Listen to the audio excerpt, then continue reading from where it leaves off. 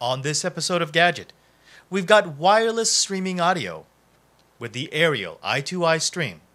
We'd like to thank our production sponsors, the University Catholic Center, the California Province of the Society of Jesus, and Gateway.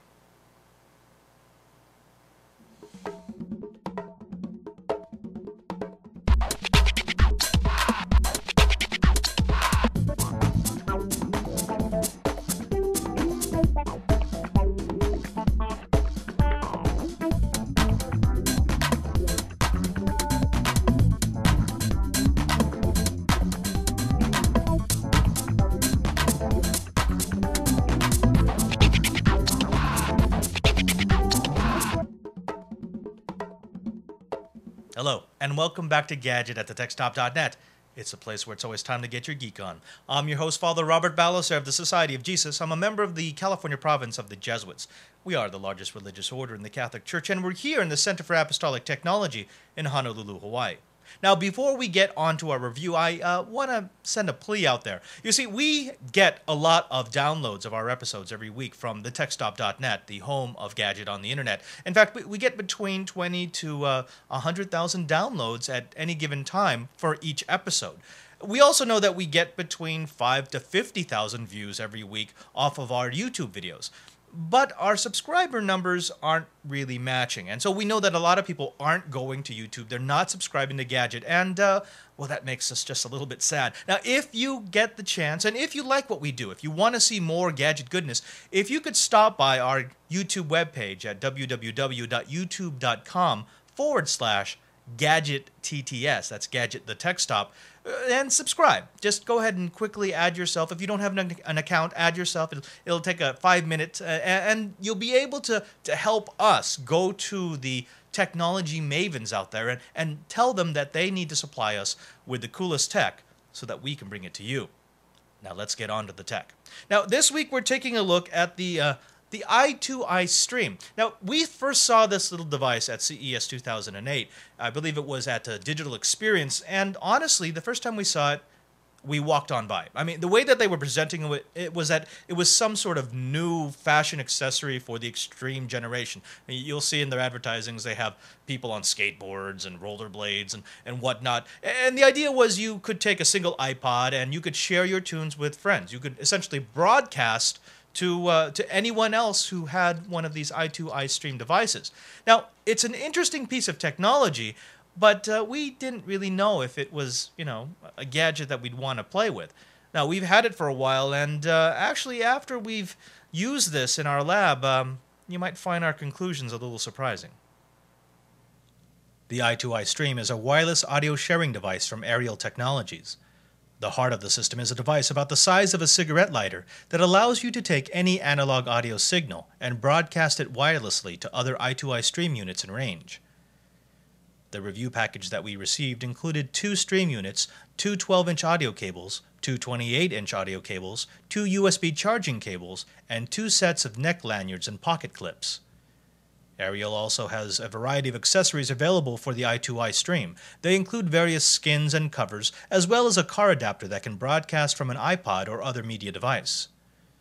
The beauty of the system is that each i2i stream device can act as either a transmitter or receiver, broadcasting at 2.4 GHz with a range of about 30 feet.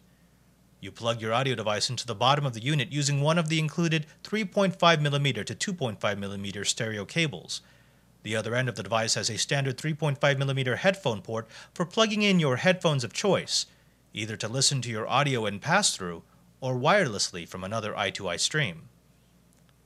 Charging the i2i stream is simple thanks to the integrated micro USB port on the side of the unit. Charging the first time from completely dead took about 5 hours.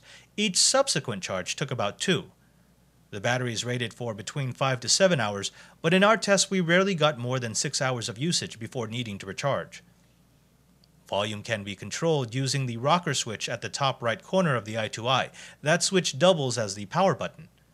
Using the i2i stream reminds me of the old school CB radios. There are 3 buttons on the face of the unit.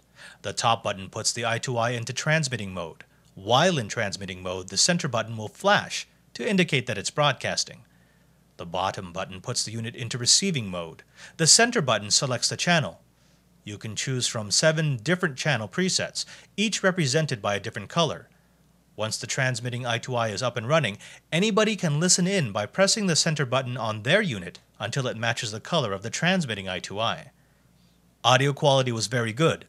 We expected hiss and popping as with most wireless audio systems, but we couldn't detect any, even when we played quiet classical music. There was a hint of compression distortion when we used the i2i at the limits of their range, but typical usage with media players and game consoles won't suffer much from the wireless. One of the nice engineering touches is the fact that the pass-through works even when the unit is shut off. That means that you don't have to take the i2i out of line when you aren't using it to broadcast. For all intents and purposes, it's transparent. The i2i Stream is available online now in 2-packs for about $90. Now, as I said at the beginning, when we first saw the i2i Stream gear, we thought it was a little bit gimmicky. I mean, we really didn't know where we'd want to use a wireless streaming device, a wireless broadcasting device. But I'd have to say that after a couple of weeks of playing with this, after having it in our lab, after using it in different applications that weren't necessarily spelled out in the marketing brochure, I kind of like the concept behind the i2i Stream. Now, we've been able to use it with our video game console. We've been able to use it with the TV. We've been able to use it, yes, with an iPod. We've even been able to hook up a microphone to this and have it sort of being our wireless system to get audio back to our video camera. And it's very high quality, and that's just nice.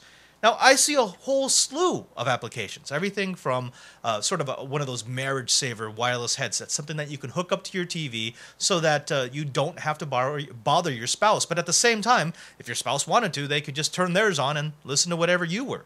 Now, I also have to say that they've done a little bit of work to make sure that it works in the 2.4 gigahertz range. Now, the 2.4 gigahertz wireless range is the same frequency that's used by 802.11b and G, which means that it can cause a little bit of interference, and if you've got a lot of wireless activity, you will see a little bit of a degradation in the distance that you can get.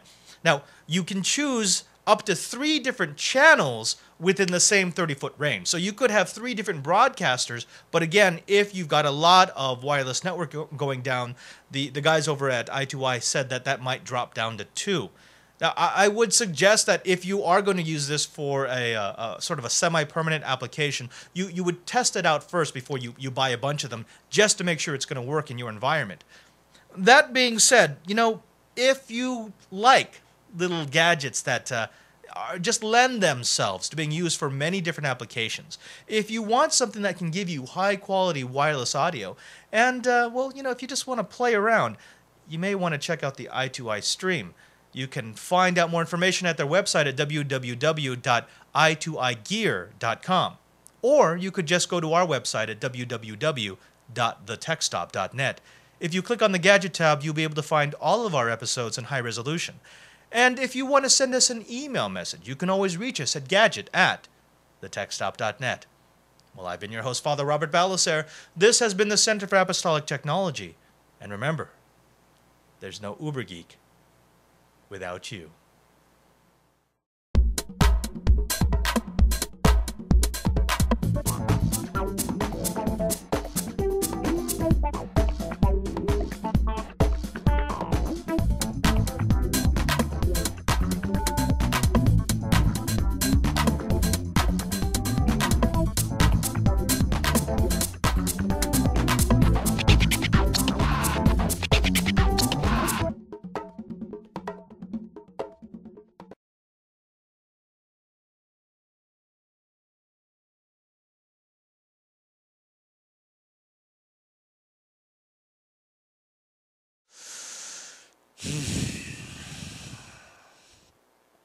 Hey, my name is Father Robert Ballecer.